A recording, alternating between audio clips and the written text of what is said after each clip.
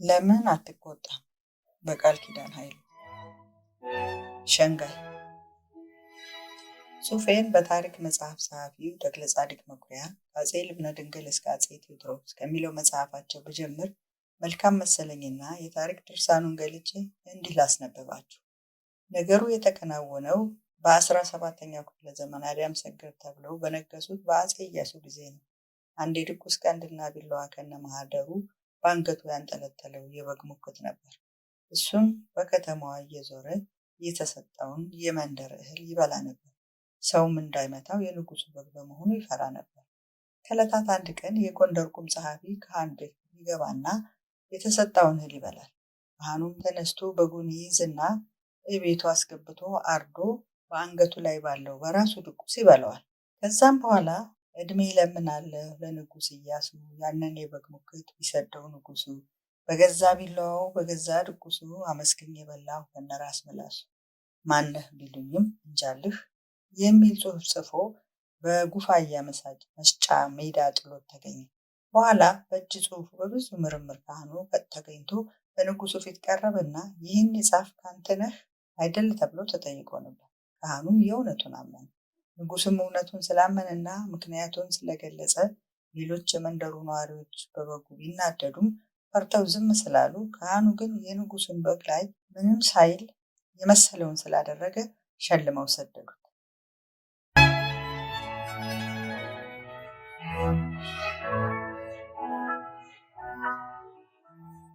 አሁን ደግሞ በምናባችንና በመልካም ፈቃዳችን የተክለጻድቅ መኩሪያን ከአፄ ልብነ ድንግል እስከ አፄ ቴዎድሮስ የሚለውን መጽሐፍ ከድነን ከአፄ ቴዎድሮስ እስከ አፄ ኃይለ ሥላሴ የሚለውን ገልጠን ስለ አፄ ቴዎድሮስ የተጻፈውን እንይ። በጊዜው ደጃዝማች ካሳ ነበሩ። ከአንዳንዶች ዘንድ እንደውም እንደ ሽፍታ ነበር የሚቆጠሩት። ጉራምባ በሚባለው ስፍራ ላይ በ1843 ዓ.ም ደጃች ካሳና ደጃች ጎሹ ተዋግተው ነበር። በጊዜው ደጃች ጎሹ ጎን ሆኖ ሰራዊት የሚያነቃቃ አንድ አዝማሪ ነበር። ከጦርነቱም በፊት እንዲህም ሲል አፄ ቴዎድሮስን ይዘልፋቸዋል። አያችሁ ብያ የኛ ንግድ 5 ጋሞች ይዞ ጉራምባ ሲወርድ ያንዣብባል እንጂ መች ይዋጋል ካሳ፣ ወርደህ ጥመድበት በሽምብራው ማሳ፣ ወዶ ወዶ በሴቶች በነጉንጭት ለምዶ። በጦርነት ግን ደጃች ጎሹ ደንበያ አካባቢ በጥይት ተመተው ይወድቃሉ። ይህ የደጃች ጎሹ ሰራዊት ግማሹ ይሸሻል፣ እኩሌታውም ወደ ደጃች ካሳ ይገለበጣል። ጦርነቱን በደጃች ካሳ አሸናፊነት ያበቃል። ያ ቀድሞ ያንዣብባል እንጂ መች ይዋጋል ካሳ ብሎ የገጠመው አዝማሪ በጠቋሚ ይያዛል። ደጃች ካሳም እንደምን ብለህ ሰደብከኝ ብለው ቢጠይቁት ከጭንቀት የተነሳ ምህረት ያገኘ መስሎት እንዲህ ሲል ይገጥማል። አወይ የአምላክ ቁጣ፣ አወይ የእግዚአብሔር ቁጣ፣ አፍ ወዳጁን ያማል ስራ ሲያጣ፣ ሺመል ይገባዋል የአዝማሪ ቀልባታ ብሎ እንደ መማፀኛ ቢቀኝም ደጃች ካሳ ግን አንተማ በራስህ ፈርደሃል ብለው በሽመላ አስቀጥቅጠው ገደሉት። እኔ የአፄ ቴዎድሮስ ውሳኔ ትክክል ነው ወይም አይደለም ማለት ጊዜውም ሁኔታውን ባይፈቅድልኝም ውሳኔያቸው ግን የሽንገላ ከመጥላት ይመስላል። አዝማሪው ሸንግሏቸዋል። ትላንት ሰድቦ ዛሬ ደግሞ አወድሷቸዋል። ምክንያቱም ድል ከሳቸው ስለሆነ ነገም የተሻለ ኃይልና ጉልበት ያለው ሲገኝ እንደማይሰድባቸው እርግጠኛ መሆን አይቻልም። ሽመል ይገባኛል ከሚል ጥፋቱን አምኖ የጊዜው ስሜት መሆኑን ተናግሮ ማሩን ቢል ሊመሩት ይችላሉ የሚል ግምት አለኝ።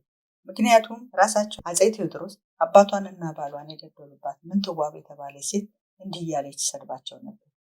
አንድ እግር በርበሬ መንቀላቅቷችሁ አቃጥሎ ለብልቦ አንድዶ ይፍጃችሁ። ይህንን ሲሰማ ያጓራል አመሉ፣ ማናትን ቢላችሁ ምንትዋብ ናት በሉ። ይህንን ግጥም አፄ ቴዎድሮስ ይሰማሉ። ታዲያ ባሏንና አባቷን ገድዬባት ልታመሰግነው ይኖሯል እንዴ? በሉ ቀለብ ስፈሩላት፣ ባይሆን እውነቱን እሷ ትንገረኝ አሉ ይለናል ተክለጻድቅ መኩሪያ ከአፄ ቴዎድሮስ እስከ ኃይለ ሥላሴ በሚለው መጽሐፍ።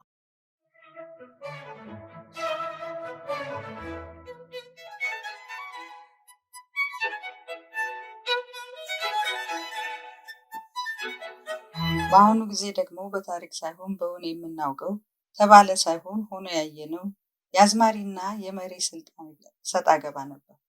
የቀድሞው ጠቅላይ ሚኒስትር መለስ ዜናዊና ድምፃዊ ሰለሞን ተካልኝ ጠቅላይ ሚኒስትሩ ስልጣን በጨበጡ ማግስት ያደነቁ ያወደሷቸው ቢኖሩም የጠሉ የተቃወሙ ኢህአዴግን ይችን ሀገር መምራት ሬት ያላቸው እጅግ ብዙ ቁጥር ያላቸው ሰዎች ነበሩ። ሰለሞን ተካልኝም አንዱና ዋነኛው ይመስለኛል። ለዚህም ነበር እንዲህ ሲል ኃላፊነት የጎደለው ስሜታዊና ግልብ ቁጣውን ለህዝቡ ሊያጋባ የሞከረው። እሪ በል መርኬ፣ እሪ በል ፒያሳ፣ ይጭስ ይጫጫስ አንዴ ተነሳ፣ ካፎት ይውጣ ጎራዴ ሳንጃው፣ ደም በደም ይሁን መረማመጃው። በል ሲለው ደግሞ ሳሙና በሚለው ዘፈኑ እንዲህ ሲል በስርዓቱ እንዲሁም በስርዓቱ አለቆች ላይ የተሳለቀው። የሚያጸዳ መስሎን ከረምን ዘፍዝፈን፣ ማስታወቂያ ብቻ ለኛ የተረፈን፣ ሳሙና ሳሙና ገንዘብ ይዞ ጠፊ፣ መልክ የለው ወይ ሙያ ድሃውን አስከፊ። እንዲህና ሌሎች መሰል ግጥሞች የምርቃት ኮፍያ አድርጎ አፉን በፕላስተር ሸብቦ ቁምጣና የተቦጫጨቀ ቲሸርት ለብሶ በሰንሰለት እግር ተውሽ ተጠፍሮ ፖስተር ላይ ኢትዮጵያ መኖር እንዲህ ነው ሲል ተቃውሞውን በአደባባይ ገልጿል። ከዓመታት በኋላ ግን ያንን ሁሉ ተቃውሞና ስድብ ተሳስቶ እንዳደረገ በሌሎች ጸረ ልማት ያለፈው ስርዓት ናፋቂና ትምክተኛ ጠባብ ኃይል ተገፋፍቶ እንዳቀነቀነ ገልጾ የይቅርታ ዘፈን እንደ ማካካሻ ለጠቅላይ ሚኒስትሩ እንዲህ ሲል ተቀኝቶ ነበር። ራዕዩና ጉዞ ዓላማና ግቡ ጎላ ብሎ አማራ ልክ እንደ ቅንድቡ ሲናገር ተደማጭ በእውቀት የታጀበ ልበ ሩህሩህ ሆኖ ሰላምን ያነገበ ህዝቡን ያስቀደመ የራስ ጉዳይ ትቶ እንደ ሻማ ቀልጦ ለእኛ ብርሃን ሰጥቶ ብሎ ከሸነገለ በኋላ ጠቅላይ ሚኒስትሩ ህዝቡ ስርዓታቸውና ድምፃዊ ሰለሞን ተካ እንደሚሆኑ ሆነዋል። ሽንገላ የእውነት ጠር ነው። ሰዎች የሌላቸውን እንዳላቸው፣ ያልሆኑትን እንደሆኑት፣ ያልሰሩትን እንደሰሩ፣ ያልሞላላቸውን እንደሞላላቸው፣ ያልፈጸሙት እንደፈጸሙ፣ ያላሰቡትን ጉዳይ እንዳሰቡት ከአቅምና ከልካቸው በላይ እየነገርን እያሞገስን እቅድና ትርጉም አልባ የምናደርጋቸው እኛው ነን። በአሁኑ ጊዜ ሽንገላ በየፈርዱ ሆኗል። ገሚሱ ያልተገባ ጥቅም ፈልጎ ስልጣን የናፈቀው ርካሽ መወደድ ሽቶ አጉል ቀረቤታን ፈልጎ ሊፈጥረው ፎግር ኑር የሚለው ብቻ ምክንያቱ ብዙ ነው። ሰዎችን የሚሸነግሉበት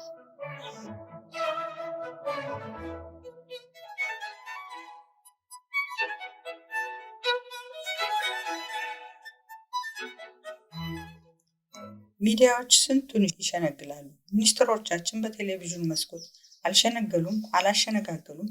ህዝቡ ኑሮውን እያማቀቀው ደሞዝ ለወር አላደርስ እያለው ስራ አጥ ቁጥር ከመቼው ጊዜ በላይ አሻቅቦ ኑሮ ከመቼውም ጊዜ በላይ ኑሮ ሰው ከዕለት ጉርሱ ጉሮምቦ ለጉሮምቦ ተናንቆ ህዝቡንም ምምም እያለ እያጉረመረመ ብዙዎቹ በፍራቻ ተሸብበው መፈጠርን እስኪያስረግም ድረስ ኑሮ አስጠልቶ በሚዲያ ግን ከገነት ያልተናነሰች ኢትዮጵያ እናያታለን። ለተመልካች ግራ እስኪገባው ድረስ ይህ የኔ ሀገር ነው እስኪባል ድረስ ሀገሪቷ የዳቦ ቅርጫት፣ የዲሞክራሲ አከፋፋይ፣ የእኩልነት መድረክ፣ የፍትህ መገኛ፣ ሰውነት የሚከበርባት ሁሉ ዝግጁ የከፋው የሌለባት ትመስላለች።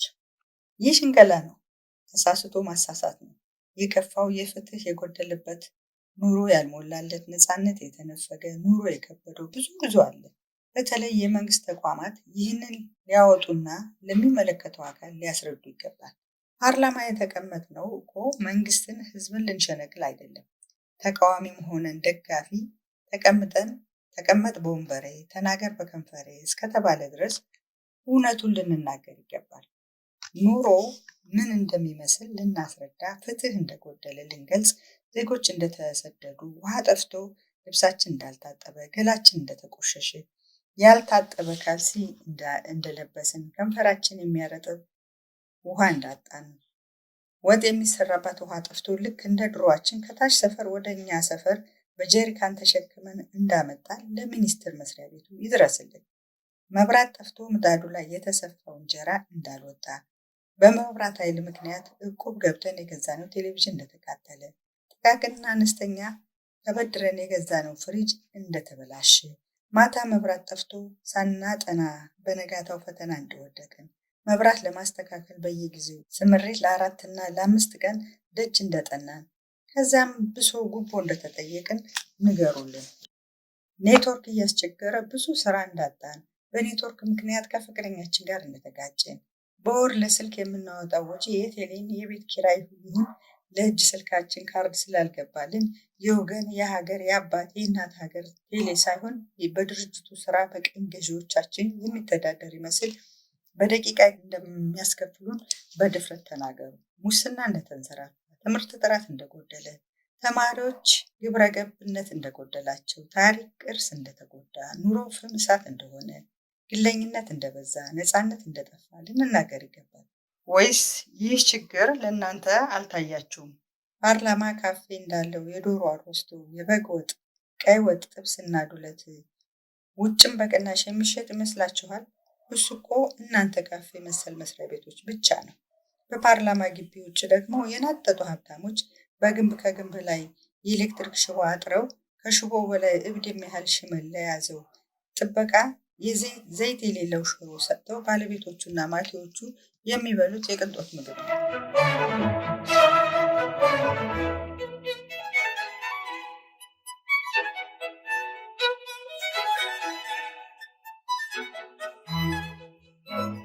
አለቆቻችን ለምንድን ነው የምንሸነግለው? እሱ ሲመጣ ቁጭ ብድግ የምንለው፣ ያልሆነውን የምንሆነው፣ ልንገለበጥ የምንደርሰው፣ በሚያስቀውም በማያስቀውም የምንፍነከነከው፣ አለቃዬ ካለ ሁሉም ልክ ነው የምንለው። እስኪ ለምንድን ነው ያልሆኑትን የምንሆነው? ምክንያቱ ልጆች ለማሳደግ፣ እድገት ለማግኘት፣ ደሞዝ ለማስጨመር፣ የትምህርት እድል እንዳያመልጠን፣ ደሞዝ ሊቆረጥ ስለሚችል ከስራ ስለምንባረር። ግን ህሊናችንስ? እውነቱስ? ሰው መሆናችንስ? ክብራችንስ? ኧረ ጊዜው አልቆ ጊዜው ተገባዶ ቦንዳ መሬትና ወሬኛ ተወዶ ይላል የሀገሬ ገበሬ። ሽንገራ ያልተከላከልን እንደሆነ ወሬኞች፣ ውሸታሞች፣ አድርባዮች እንዲበዙ እናደርጋለን። ከስራ ይልቅ ወሬና ወሬኞች እንዲከብሩ በር እንከፍታለን። በዛውም የራሳችንን ውድቀት እናፋጠናለን። ስለዚህ እውነቱን ለነገረን ሰው፣ ቁጣውን በስርዓት ለገለጸልን፣ መከፋቱን ለነገረን ልክ ንጉሥ አዲያም ሰገድ እንዳደረጉት አበጀህ እውነቱን አሳወቀኝ ብለን ልንሸልምና ስለ አለመሸንገሉ ልናመሰግን ይገባል። ካልሆነማ ከስተታችን እንዴት እንታረማለን? ከጥፋታችን እንዴት እንስተካከላለን? ለወደፊቱ ሌሎች ላለማስቀየም እንዴት ልንጠነቀቅ እንችላለን? ከውድቀታችን በፊት መንቃት የምንችለው በየትኛው መንገድ ነው? ሸንጋዮች መሾም፣ መሸለም፣ ማቅረብ፣ ማማከር፣ ማወያየት አይወድቁ አወዳደቅ ሊጥለን ይችላል። ስለዚህ በተቃራኒው እውነቱን የሚነግሩን ሰዎች፣ መጽሔቶች፣ ጋዜጦች፣ ድረገጾች፣ ሬዲዮኖች፣ ቴሌቪዥኖች ልንፈቅድ፣ ልንሰማ፣ ልናቀርብ ይገባናል። አበቃ።